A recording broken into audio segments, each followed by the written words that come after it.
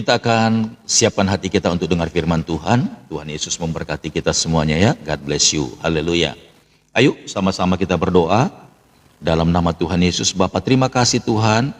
Pagi hari ini kami bersyukur Bapa buat segala kebaikan-Mu. Dan sebentar kami akan mendengarkan firman-Mu kembali. Mohon kiranya pengurapan dan kuasa-Mu dan pengudusan-Mu bagi kami Bapa. Layakkan kami untuk menerima yang terbaik. Dan kiranya Tuhan hati kami yang penuh dengan bebatuan dan semak belukar ini Bapa. Roh Kudus berkenan untuk membajaknya dan menjadikan ladang yang subur, ladang yang layak ditaburi oleh kebenaran firman-Mu. Terima kasih Bapa yang baik, dan hamba-Mu Pastor Daud siap Tuhan untuk menyampaikan apa yang Tuhan mau sampaikan, dan Tuhanlah yang memampukan hamba-Mu untuk menyampaikan semua yang ada di hati Tuhan, dan tepat seperti apa yang Tuhan inginkan. Terima kasih Bapa, urapi kuduskan hamba-Mu, dan kiranya Tuhan perkataan mulut bibir lidah hamba-Mu Tuhan layak untuk menyampaikan kebenaran ini. Dalam nama Tuhan Yesus, tutup bungkus kami semua dengan kuasa darah Yesus, agar kami berkenan untuk menerima yang terbaik. Terima kasih Bapa, di dalam nama Tuhan Yesus, terpujilah Tuhan. Haleluya. Amin. Amin. Amin. Amin. Oke ya.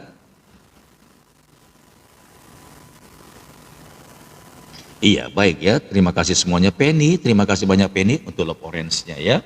Haleluya. Iya, Deliana, terima kasih banyak.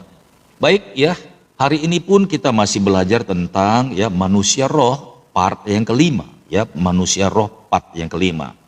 Nah, kita sudah belajar kemarin ya, sempat kita singgung bagaimana orang yang gila, orang yang kerasukan setan di Gerasa, akhirnya Tuhan pulihkan, Tuhan sembuhkan. Haleluya. Nah, Bapak Ibu dengar, untuk memenangkan satu kota di Gerasa, haleluya, Yesus tidak perlu turun ke sana. Yesus tahu bahwa dia ditolak di sana. Bahkan Yesus tidak akan bisa masuk di Gerasa. Karena hanya untuk memenangkan satu jiwa, pertaruhannya ribuan yang namanya babi itu menjadi korban Bapak Ibu. Bagi Tuhan Yesus lebih berharga satu orang gila ini daripada ribuan, daripada babi itu. Kenapa? Karena satu orang ini akan membawa dampak untuk ribuan manusia.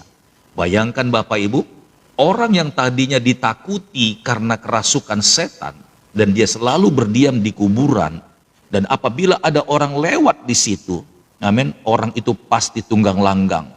Kalau sempat didapat sama orang gila yang kerasukan itu, pasti akan dilukai Bapak Ibu. Sehingga orang-orang satu kota di Gerasa itu, amin, ketakutan hanya karena orang gila yang di pekuburan itu. Tentunya biasanya di mana-mana Bapak Ibu, kalau ada satu perusuh, amin, yang membahayakan banyak orang, maka orang-orang seharusnya membuat sebuah yang namanya kompetisi. Ya biasanya begitu.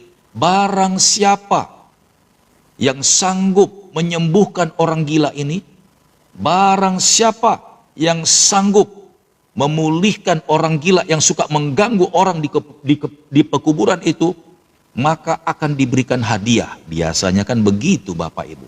Haleluya. Ada yang namanya apa itu ya, kayak perlombaan begitu ya. Haleluya.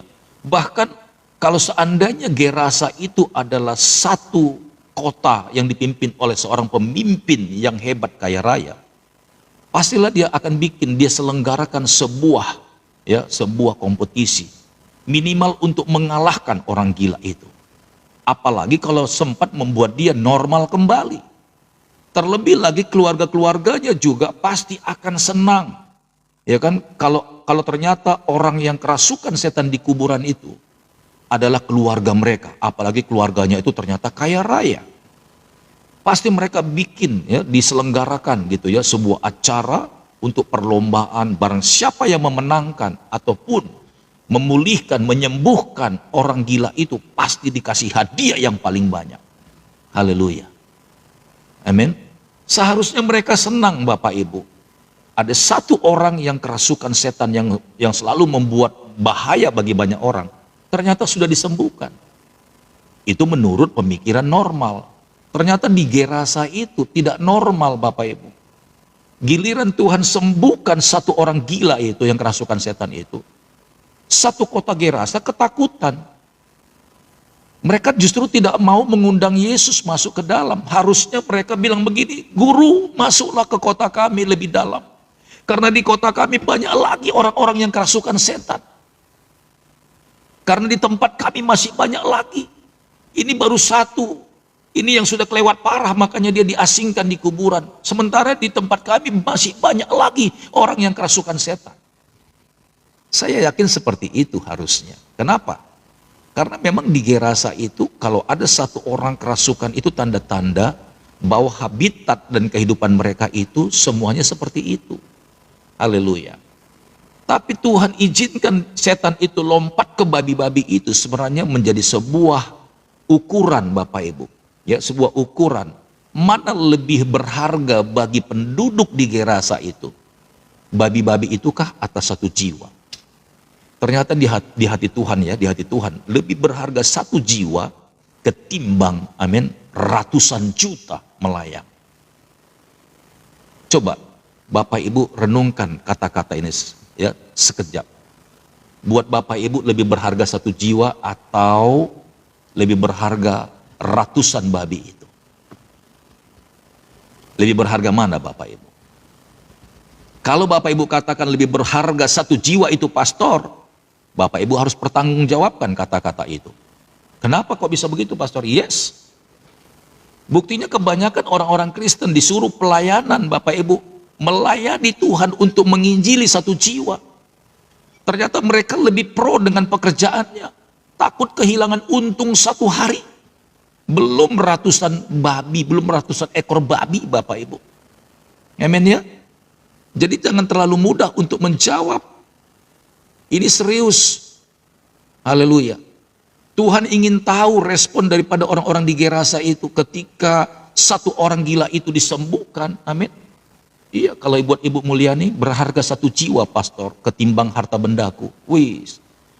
Orang yang bisa punya konsep sama seperti Tuhan Yesus itu yang saya katakan, ketika kita mengikatkan diri kita dengan Kristus maka kita satu roh dengan Dia.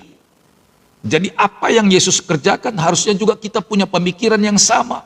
Buat kita orang-orang yang satu roh dengan Tuhan itu harus berpikiran seperti Yesus berpikir. Bahwa lebih berharga satu jiwa ketimbang semua harta benda.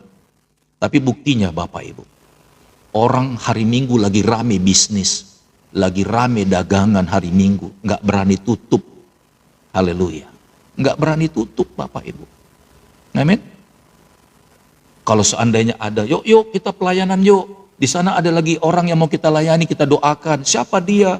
Itu loh, amang itu gitu ya. Saya nggak berani sebut marga, takutnya di sini ada marga tersinggung lagi. Oh yaudah sebut marga saya Tampu Bolon ya.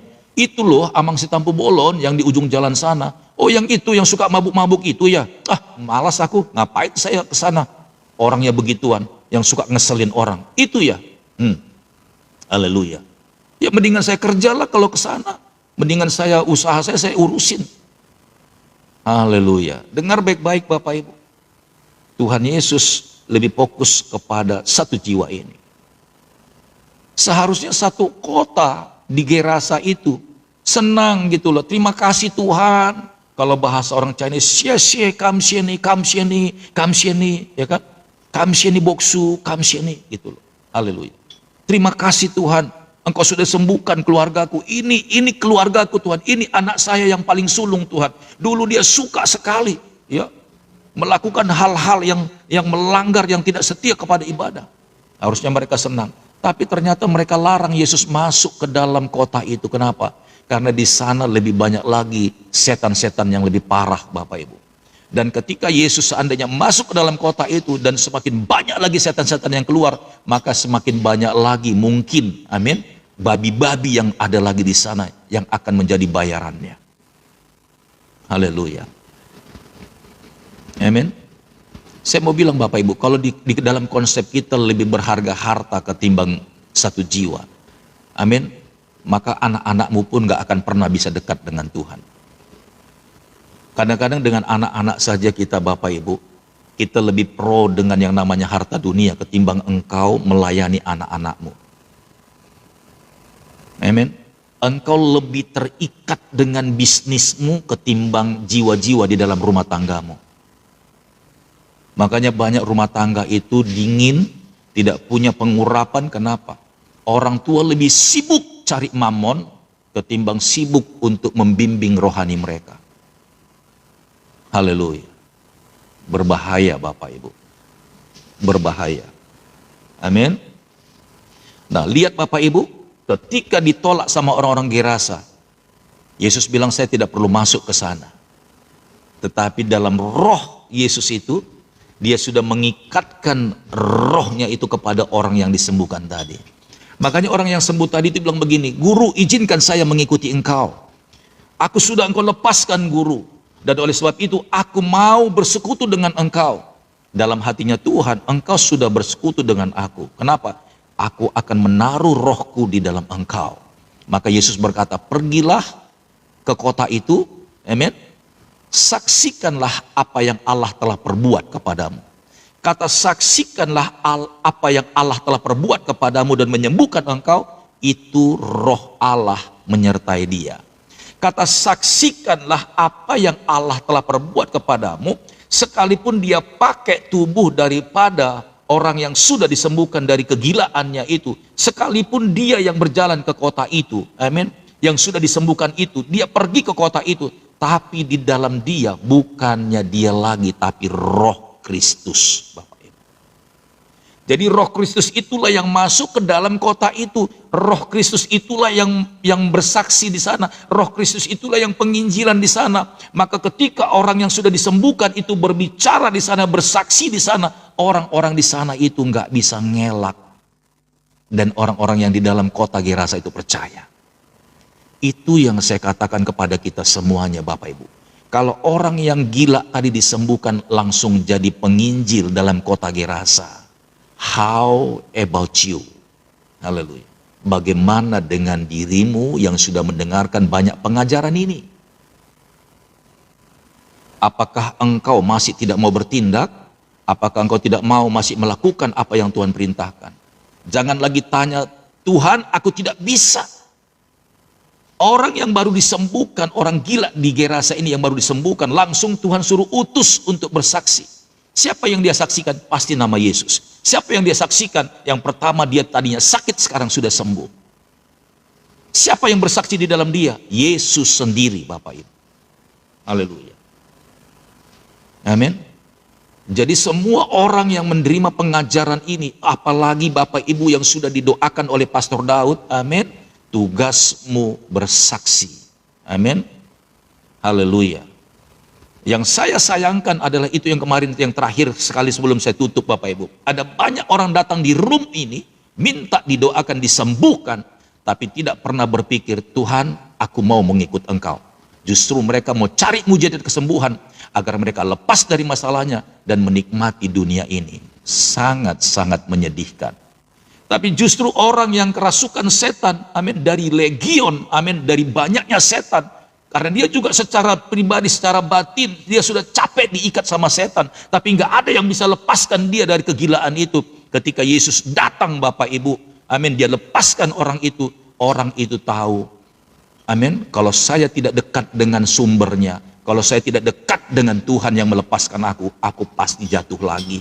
Makanya dia berkata, Tuhan izinkan aku ikut melayani bersama dengan engkau. Harusnya semua orang yang dilepaskan di sini, didoakan di sini, disembuhkan di sini, jawaban terakhirnya, Tuhan izinkan aku untuk melayani engkau. Haleluya. Amin. Bukan tanpa alasan Bapak Ibu dikirim Tuhan masuk ke live ini.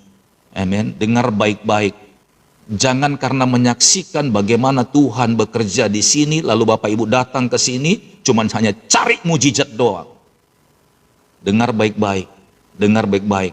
Kalau Tuhan mau arahkan Bapak Ibu ke sini, dengar pengajaran, bahkan Tuhan jamah hati dan tubuh jiwa roh Bapak Ibu semuanya, itu artinya Tuhan ada rencananya dalam hidupmu. Bilang sama Tuhan, kalau Tuhan mau perkenankan saya sembuh, amin, bukan hanya sekedar bersaksi lagi. Saya bayar harga Tuhan untuk menyenangkan hatimu. Itu yang benar. Haleluya. Apapun yang kulakukan Tuhan, apapun akan kulakukan untuk menyenangkan hati Tuhan. Jangan coba-coba datang sama Tuhan cari mujizat lewat pendeta. Hanya cuman untuk memperalat kemuliaan Tuhan. Habis itu Bapak Ibu pergi dan hilang. Haleluya. Berapa banyak yang saya filter, namanya saya catat Bapak Ibu. Amin. Dan mereka merasa bahwa mereka sudah dapat hak mujizat itu, tapi tidak tahu mengucap syukur dan tidak tahu berterima kasih. Orang gila yang kerasukan legion ini Bapak Ibu, begitu dia dilepaskan, amin. Yang pertama kali dia bilang, Tuhan izinkan aku ikut bersama-sama dengan Engkau. Itu orang yang tahu berterima kasih Bapak Ibu. Itu orang yang tahu berterima kasih. Haleluya. Tapi Yesus bilang, oke, kamu tetap menjadi muridku, tapi tinggallah di sini. Pergilah bersaksi, sebab aku tidak diizinkan masuk ke dalam, tapi rohku diam di dalam engkau, dan lewat dirimu masuklah ke dalam sana, bersaksilah kepada mereka. Yesus masuk secara tersembunyi lewat pribadi orang yang sudah dilepaskan itu Bapak Ibu. Saya sudah katakan kan kemarin, haleluya, jangan katakan di gerejaku tidak ada urapan. Kenapa? Karena tidak ada orang-orang Tuhan di sana, tidak ada orang-orangnya Tuhan. Sama seperti Gerasa itu, tidak pernah mengalami Tuhan di sana. Kenapa? Karena tidak ada satu orang yang membawa kemuliaan Tuhan ke sana. Tidak ada satu orang yang membawa hadirat Tuhan ke sana. Sama di gerejamu juga begitu. Kenapa gerejamu sampai seperti itu? Kenapa Tuhan antar Bapak Ibu ke sini untuk mendengarkan firman Tuhan ini? Karena Tuhan mau engkau salah satu adalah orang-orangnya Tuhan yang akan membawa kemuliaan Tuhan di gerejamu Bapak Ibu. Haleluya. Amin.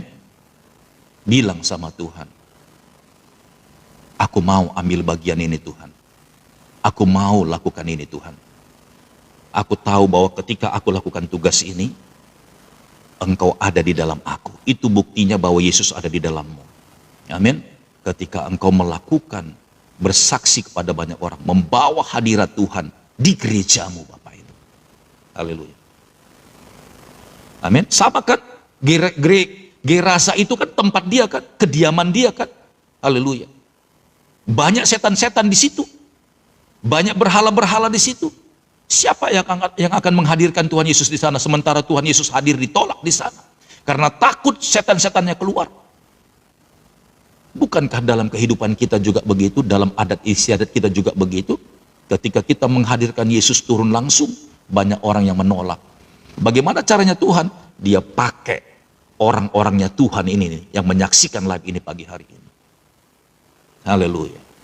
Bilang sama Tuhan, mulutku masih bisa bicara Tuhan, pakai mulutku. Amin. Kakiku masih bisa berjalan Tuhan, pakai kakiku. Tanganku masih bisa lakukan sesuatu Tuhan, untuk menumpangkan tangan kepada orang. Pakai tanganku Tuhan. Jangan bilang lagi, aku nggak layak untuk mendoakan orang. Amin. Ketika Saul berjumpa dengan sekelompok nabi, oleh tuntunan Samuel, Nabi Samuel, engkau akan sama seperti nabi-nabi itu. Dan engkau akan menjadi manusia lain, dan apa yang kau ditemukan oleh tanganmu, lakukanlah. Itu artinya doakan orang-orang. Haleluya. Inilah manusia roh di akhir zaman. Amin. Praise the Lord. Dan akhirnya orang yang dilepaskan dari setan itu, dia pergi ke dalam Bapak Ibu. Tanpa dia sadari, tanpa disadari orang-orang yang ada di Gerasa itu, Tuhan Yesus hadir di tengah-tengah mereka. Lewat siapa? Orang yang sudah disembuhkan itu. Jadi bukan tanpa alasan ada orang-orang naik di room ini, sudah kemana-mana nggak dilepaskan, sudah kemana-mana nggak sembuh, sudah kemana-mana, betul, amin. Tapi kalau sampai di sini Bapak Ibu berkenan Tuhan jamah, itu artinya Bapak Ibu memang harus masuk dalam pengajaran ini, dan Tuhan mau pakai Bapak Ibu. Karena mulutnya Pastor Daud ini dipakai Tuhan untuk mencelikkan mata orang-orang yang siap untuk dipakai Tuhan. Haleluya. Bayangkan ya, kemarin ada 500, sekarang 373. Ini karena hari Sabtu banyak orang mungkin lagi liburan. Saya mau bilang kalau 370 aja ini bergerak di gereja masing-masing, menjadi orang-orangnya Tuhan, bergerak di satu persekutuan ibadah masing-masing, bergerak seperti maunya Tuhan. Terbakar ini semua, terbakar itu orang-orang semuanya, terbakar, pasti terbakar. Haleluya. Amin. Karena Bapak Ibu itu membawa api Tuhan. Ingat ya, bahwa orang yang hidup di dalam roh, manusia rohnya terus semakin jelas manusia rohnya. Amin. Di dalam pribadinya itu ada api yang menyala-nyala, yang orang biasa tidak lihat. Haleluya. Karena Roh Kudus itu, amin, gambarannya seperti api. Orang-orang tidak lihat ketika Bapak Ibu datang ke dalam satu perkumpulan, satu kelompok dimanapun, bahkan satu rumah tangga dimanapun, bahkan satu tempat ibadah dimanapun, ketika engkau orang-orangnya Tuhan ini datang ke sana membawa api Tuhan, amin. Orang-orang semua di samping kiri kananmu itu terbakar, Bapak Ibu terbakar. Haleluya. Amin. Nah, sebelum hal itu terjadi, kita harus mengalami banyak hal. Coba kita lihat dulu apa sebenarnya yang mau Tuhan kerjakan. Wahyu pasal 20 ayat 6.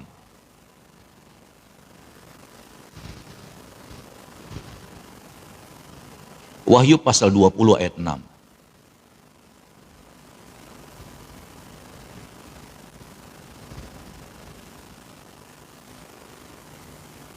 Yes, Roida Tampu Bolon sudah ketik ya, Sri Haryatun juga. Oke, ya, terima pengajaran ini baik-baik Bapak Ibu. Haleluya. Sepertinya Pastor Daud ngomong, ya, kalau menurut Pastor Daud ini biasa, tapi bagi Bapak Ibu ini sebuah suatu tekanan barangkali.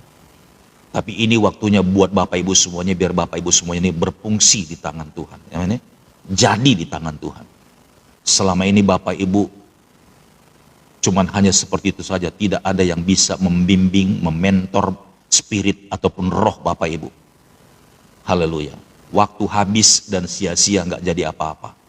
Kebenaran harus dinyatakan. Haleluya. Amin.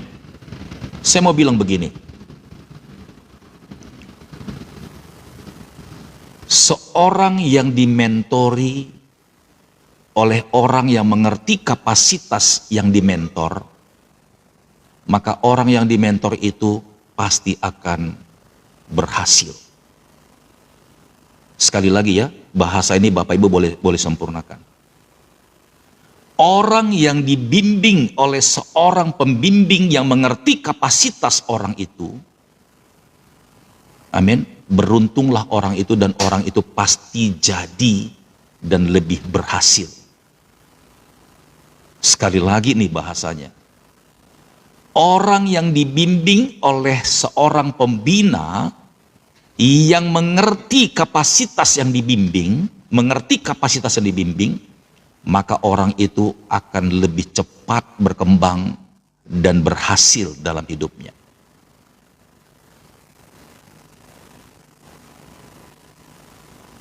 Banyak orang yang mengaku jadi pembimbing, tapi tidak menghargai kapasitas yang dibimbingnya.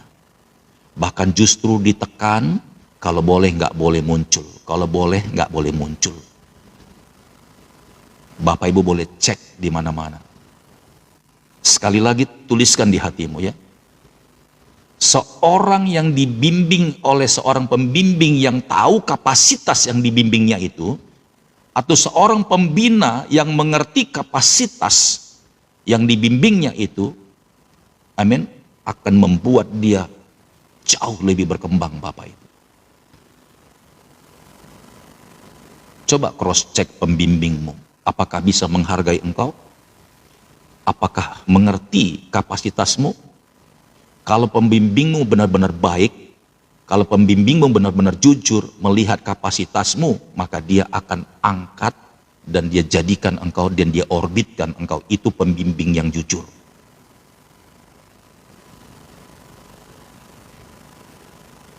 Amin. Nggak peduli usia Bapak Ibu sudah seperti apa sekarang.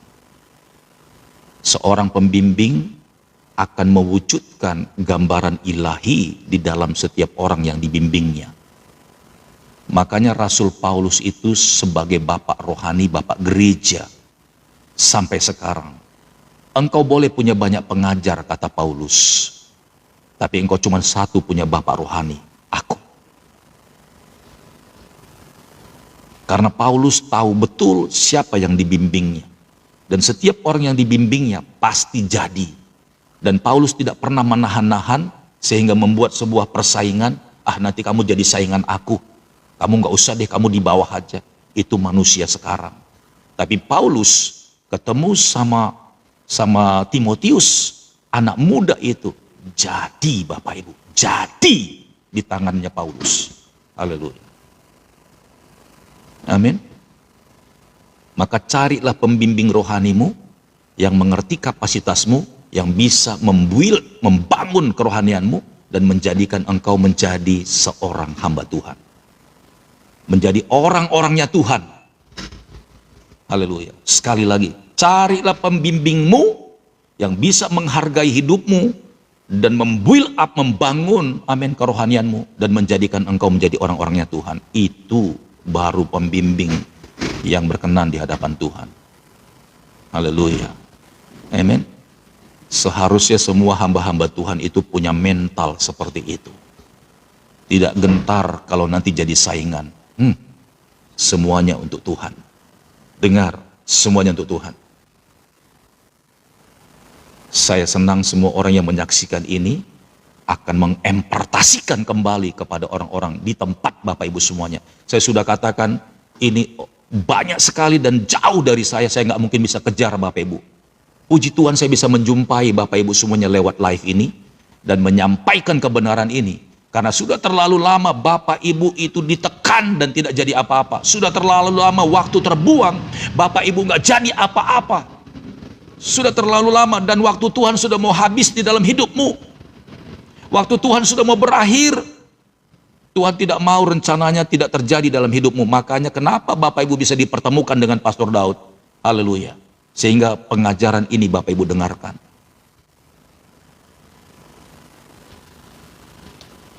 Amin. Haleluya. Kita lihat ya. Kita lihat 1 Petrus 4 ayat 17.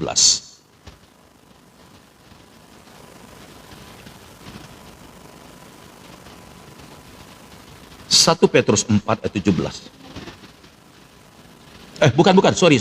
Tadi saya belum baca Wahyu 20 ayat 6 ya. Wahyu 20 dulu, Wahyu 20 ayat 6 dulu.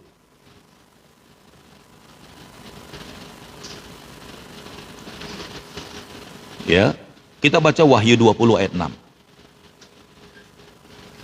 Jadi jangan Bapak Ibu tanya, loh Pastor Daud saya kan nggak mau jadi hamba Tuhan.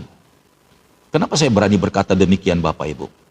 Karena tidak mudah bagi orang untuk mencintai firman. Tidak mudah bagi seseorang untuk mencintai firman. Serius. Kalau sampai hati Bapak Ibu terpaut dan suka mendengarkan firman, ada antena surga di dalam hatimu. Ada antena surga. Ya, ada antena surga di hatimu sehingga engkau bisa terkoneksi dengan surga. Itu sudah kita belajar di sini. Jadi Tuhan tahu siapa orang-orangnya. Kenapa sampai Bapak Ibu suka dengan pengajaran? Kenapa sampai Bapak Ibu suka mendengarkan seperti ini? Itu bukan dibuat-buat. Banyak orang, bahkan orang-orang yang sudah sekolah teologi pun Bapak Ibu enggak sanggup menerima pengajaran ini. Tapi kalau Bapak Ibu bisa menerima dan ini Bapak Ibu jadikan makanan yang sangat bergizi buat Bapak Ibu semuanya. Itu artinya saya yakin betul Tuhan punya rencana dalam hidupmu. Haleluya. Amin. Tidak ada batasan usia dan status di sini. Tidak ada. Tuhan tahu siapa kepunyaannya. Dia akan bikin Bapak Ibu jatuh cinta dengan dia apapun yang terjadi. Tuhan akan bikin Bapak Ibu belingsatan kalau dengar yang namanya nama Yesus. Amin. Bapak Ibu haus seperti rusa rindu airnya. Itulah orang-orangnya Tuhan. Haleluya. Kita lihat Wahyu 20 ayat 6. Demikian firman Tuhan. Berbahagia dan kuduslah ia. Siapa ia? Ia itu kita. Bapak Ibu dan saya. Berbahagia dan kuduslah ia kecil di situ, yang mendapat bagian dalam kebangkitan pertama itu. Kita sudah belajar. Amin. Yang mendapat bagian dalam kebangkitan pertama itu. Kematian yang kedua tidak berkuasa lagi atas mereka. Tetapi mereka akan menjadi imam-imam Allah dan Kristus. Dan mereka akan memerintah sebagai raja bersama-sama dengan Yesus 1000 tahun lamanya. Haleluya. Ini waktu kemarin pengajaran yang mau masuk di kerajaan 1000 tahun. Amin. Orang-orang yang siap masuk kerajaan 1000 tahun adalah orang-orang yang sudah hidup dalam roh, manusia rohnya. Amin. Tapi orang-orang yang hidup dalam manusia daging, amin, sekalipun dia beragama tapi nggak kenal Tuhan, amin, haleluya, yang tidak punya aturan main dan adab Bapak Ibu, orang itu cuman jadi api neraka saja. Haleluya. Nanti ketika Yesus datang di awan-awan yang kedua, ketika sangkakala Allah berbunyi, maka orang-orang yang sudah hidup dalam roh, manusia roh itu, amin. Karena ketika kita mengikuti kehendak roh setiap waktu, maka perlahan-lahan keinginan daging lepas, maka manusia roh kita itu lebih dominan. Maka saat itu juga seperti pesawat yang akan take off itu Bapak Ibu, amin, dia langsung Bapak Ibu, amin, diangkat ke awan-awan. Haleluya. Ini ceritanya. Tapi orang-orang yang tidak hidup dalam roh akan ditinggal, diinjak-injak sama antikris. Haleluya. Amin. Antikris itu buas Bapak Ibu. Haleluya. Orang yang beribadah dia larang, itu antikris itu. Orang yang lagi beribadah ya kan dia bikin onar, dilarang ditutup, itu antikris Bapak Ibu. Ya. Jadi biar kita bisa selamat sampai ke surga. Amin. Kita harus melepaskan pengampunan, jangan dendam, jangan marah. Karena kalau kita dendam marah, kita nggak naik ke surga, nggak naik di kerajaan 1000 tahun Bapak Ibu. Haleluya. Amin. Yes. Bapak Ibu dengar, lihat. Ketika pengajaran ini disingkapkan, setan-setan bangkit dari kubur semua. Haleluya. Lihat. Kuping mereka panas Bapak Ibu. Ada apa ini? Pengajaran apa ini? Haleluya. Aku belum pernah kenal ini pengajaran. Ini pengajaran betul. Kalau boleh jangan sampai didengar orang banyak. Kita ganggu mereka. Setan-setan keluar dari kuburan Bapak Ibu. Amin.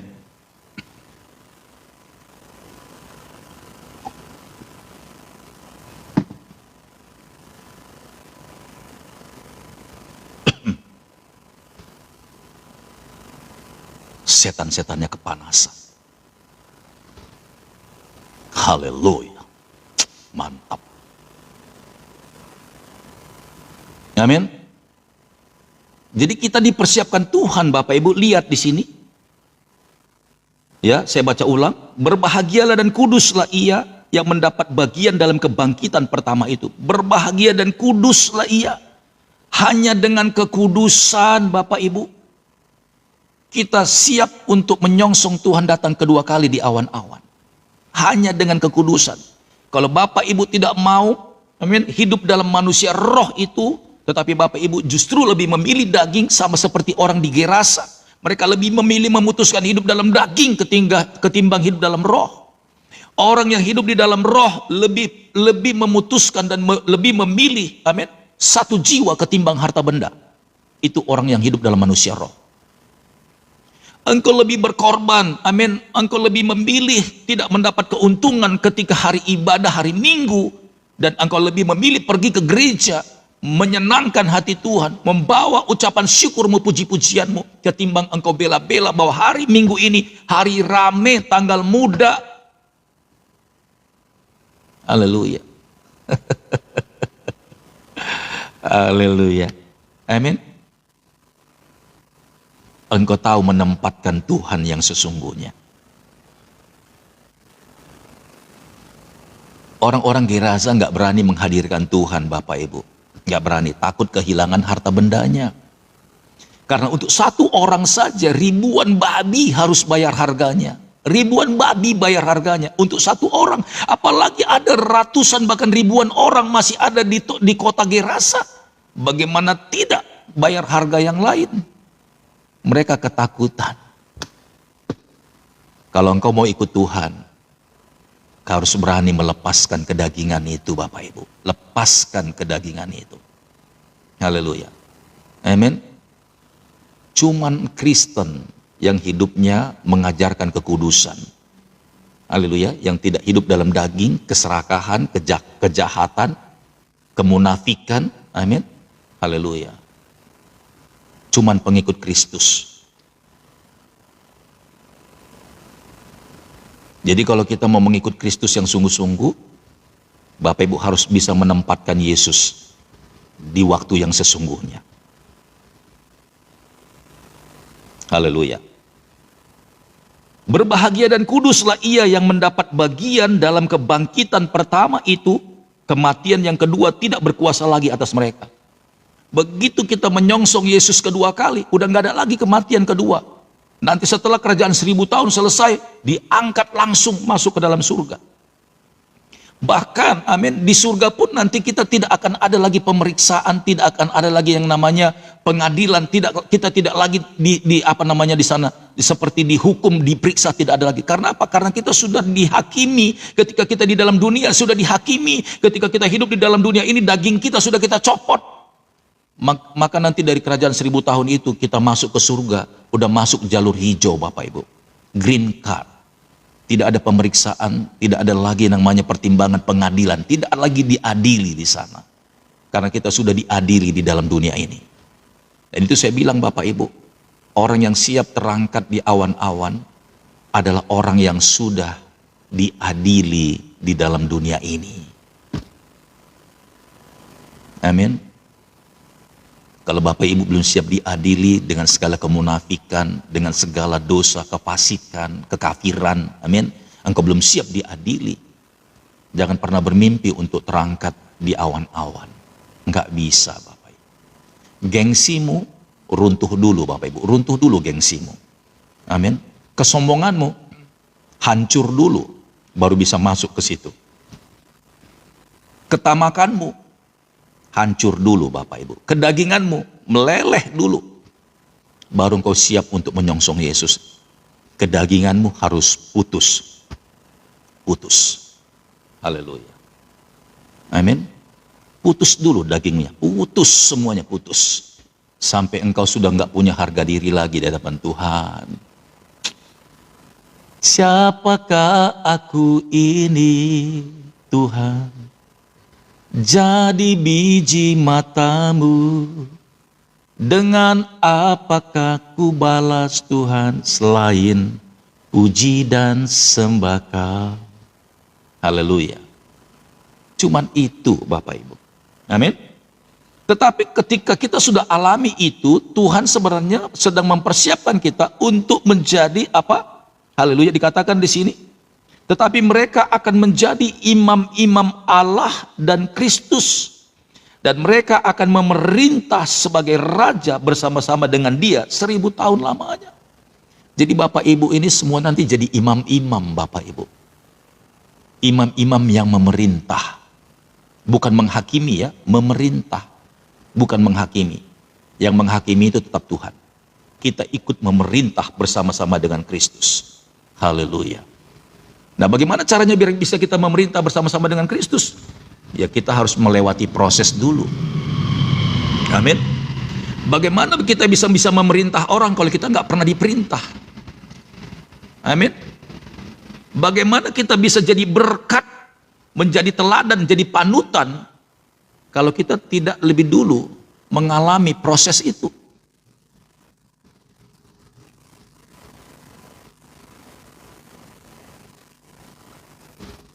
Sebelum kita menjatuhkan, amin, apapun keputusan dari Allah untuk disampaikan, maka yang pertama kali kita dulu yang harus diadili.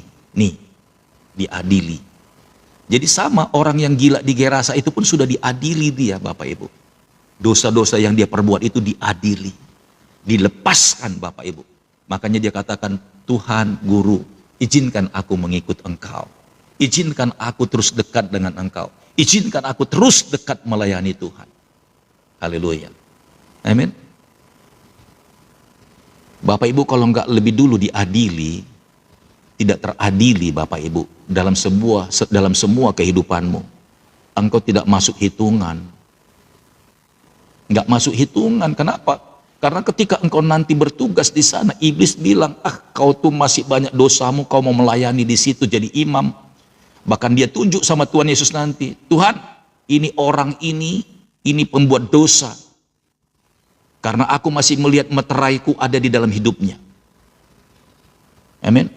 Nggak bisa Bapak, makanya ketika kita mengalami, amin, pengadilan di dalam dunia ini, kita teradili dalam semua perbuatan kita. Haleluya.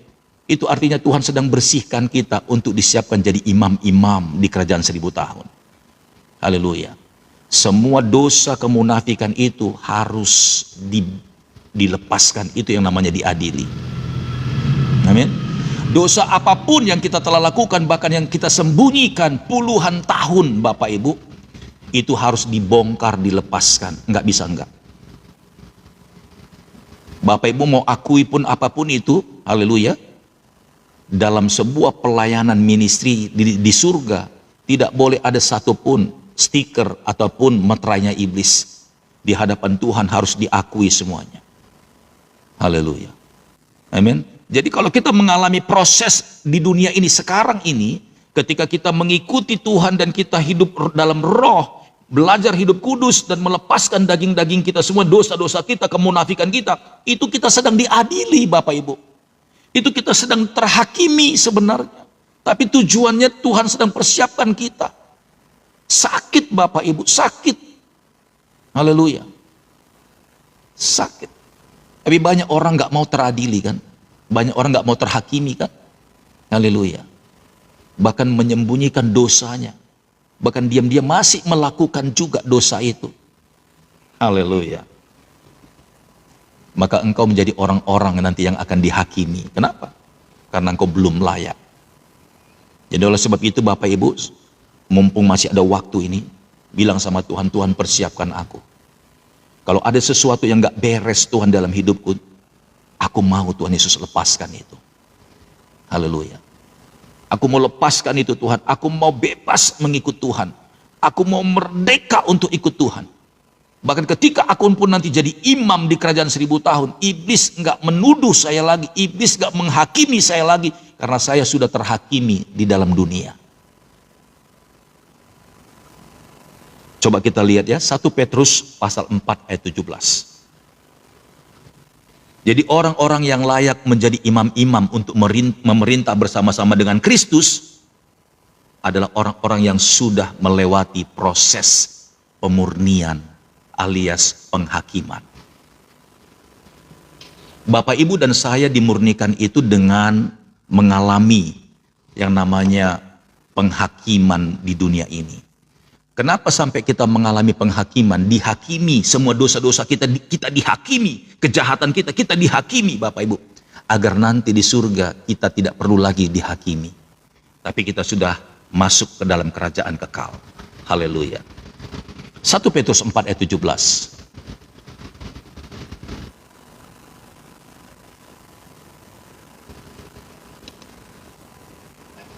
Ya, 1 Petrus 4 ayat 17.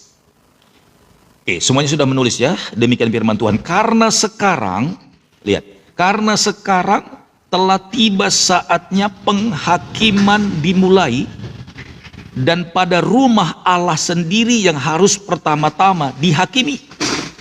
Dan jika penghakiman itu dimulai pada kita, bagaimanakah kesudahannya dengan mereka yang tidak percaya pada Injil Allah? Haleluya.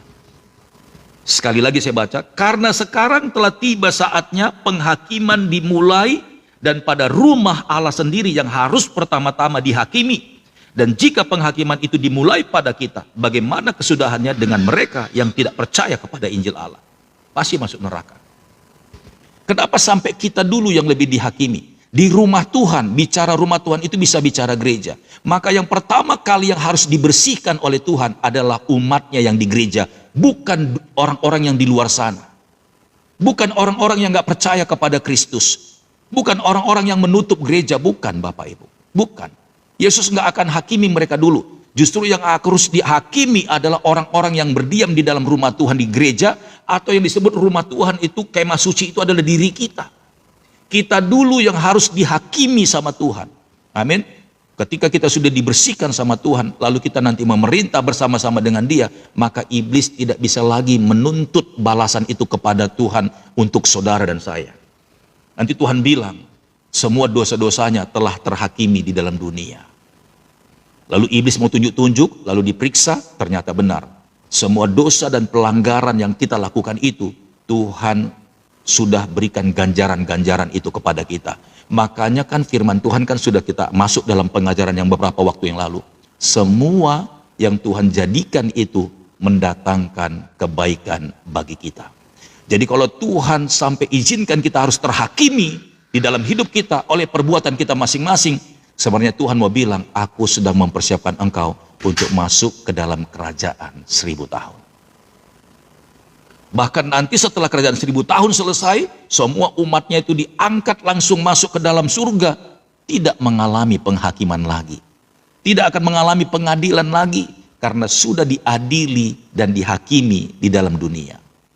Jadi kalau Bapak Ibu kita sedang mengalami konsekuensi dari apa yang kita perbuat, dosa-dosa kita. Amin. Sepertinya ada sakit penyakit karena perbuatan di masa lalu kita. Kita dulu suka misalnya minuman keras, lalu ginjal kita seakan-akan sakit sekarang. Jangan menangis. Haleluya.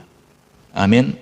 Dulu kita mungkin membangun rumah tangga dengan nafsu birahi, dengan cinta Bapak Ibu. Lalu anak-anak kita sekarang sepertinya porak-poranda semuanya. Jangan menangis. Haleluya.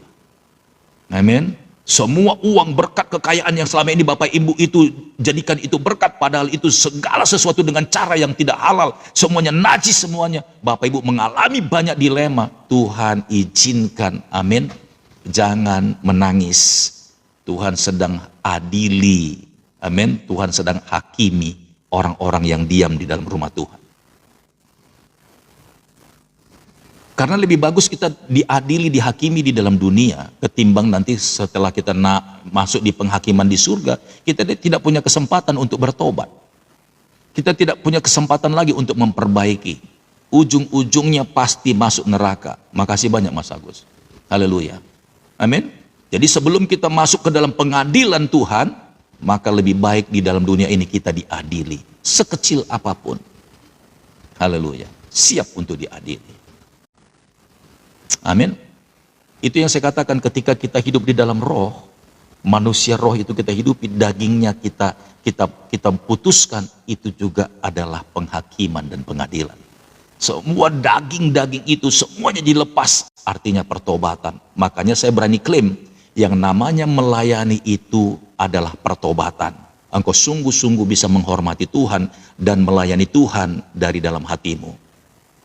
Amin. Jadi melayani Tuhan itu sebenarnya artinya adalah pertobatan. Engkau tahu siapa dirimu dan engkau tahu siapa Tuhan.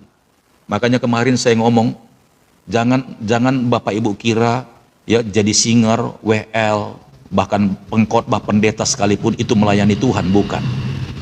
Itu melayani gereja. Itu cuman hanya schedule, jadwal yang dikasih. Ya. Dan engkau berpikir ketika engkau jadi singer, jadi WL di gereja minggu ini atau minggu depan, lalu engkau mengatakan itu melayani Tuhan. Salah besar. Lalu engkau setelah minggu depan itu Bapak Ibu mulai dandan rapi, penampilan oke, latihan bernyanyi, lalu Bapak Ibu anggap itu melayani Tuhan. Itu melayani gereja. Itu hanya memenuhi schedule ataupun jadwal. Kalau engkau benar-benar melayani Tuhan, bukan setiap minggu, bukan setiap kali engkau dapat tugas, tapi setiap waktu engkau layani Tuhan, baru engkau tahu layak atau tidak engkau. Haleluya.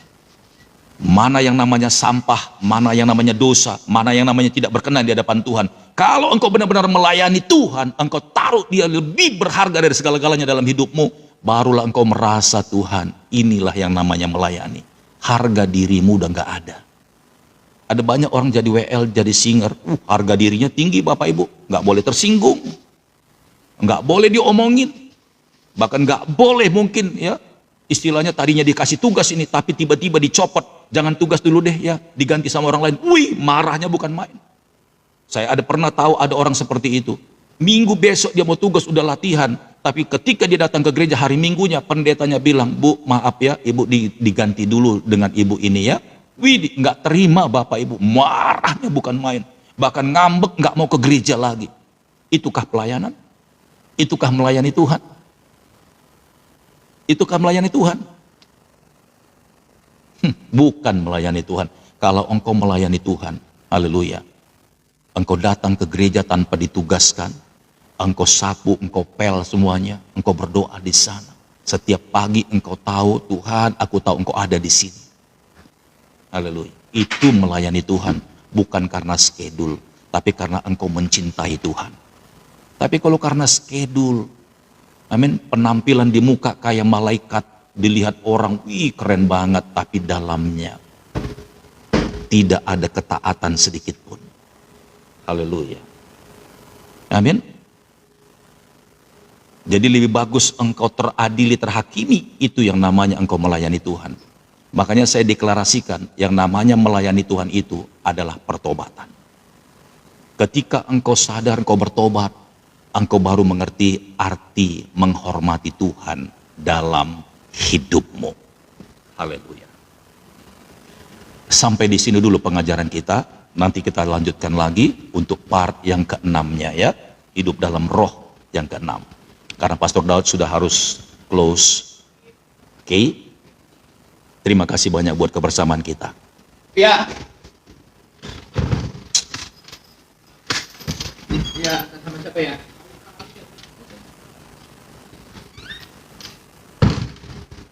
Oke ya, mohon dimaafkan Bapak Ibu ya, karena di rumah ini, karena hari Sabtu anak-anak kumpul semua teriak-teriak jadi.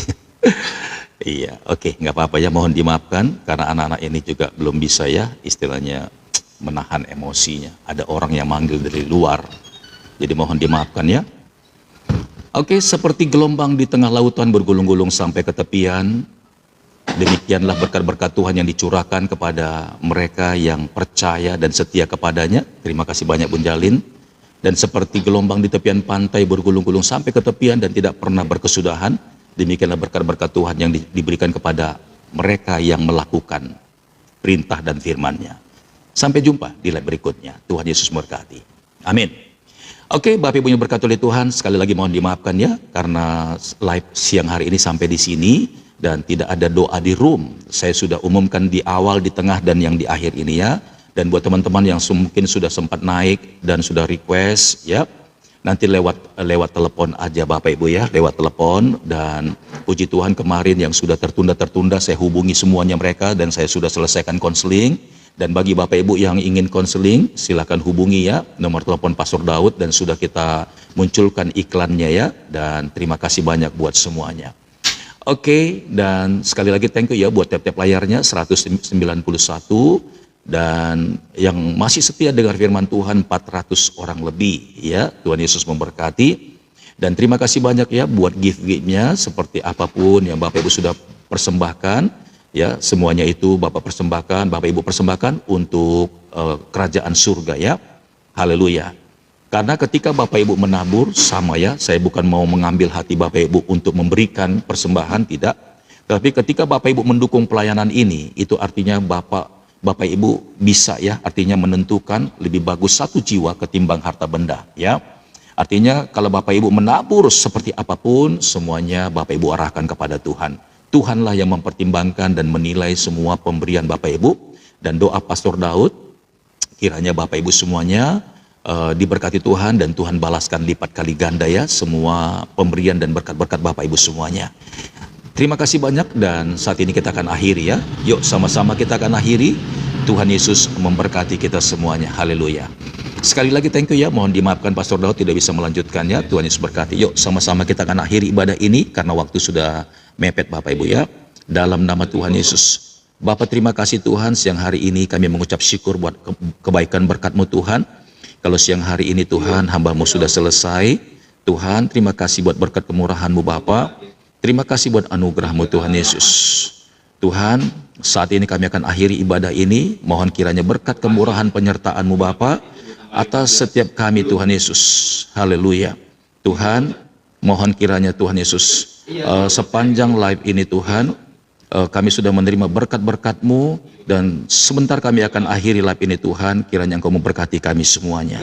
Hamba-Mu berkesan berburu-buru Tuhan karena ada acara yang harus hamba datangin. Tuhan menyertai dan memberkati hamba-Mu Tuhan.